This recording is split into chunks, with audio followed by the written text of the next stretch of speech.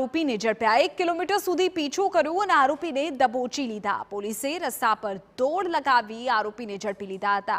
ચોરને પકડતા CCTV પર સામે આવ્યા છે। પોલીસની સતર્કતાને લઈ મોટી ઘરફોડ ચોરી થતા અટકી હતી। આરોપી સિકંદર અખ્તર અને શંકર જાદવની ધરપકડ કરાઈ છે। 50થી વધુ ચોરી કરી હોવાની કબૂલાત આરોપીઓએ કરી છે, જેમાં સોના ચાંદીના ઘરેણા સહિત 7 લાખથી વધુનો મુદ્દામાલ છે, જેને હવે પોલીસે જપ્ત કરી લીધો છે। રાંદેર પીસીઆરની અંદર અમારા ડી સ્ટાફના 2 કોન્સ્ટેબલ અર્જુન અને ગૌરવભાઈ બંને હતા। એ લોકોને સાંભળી ત્યાંથી તુરત જ એ લોકો નીકળી અને આજુબાજુ જવા લાગ્યા।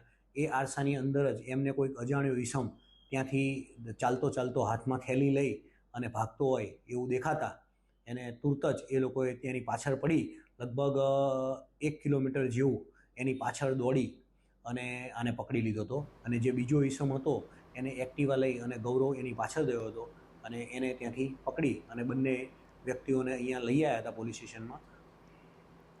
સુરતના મોટા વરાછા વિસ્તારમાં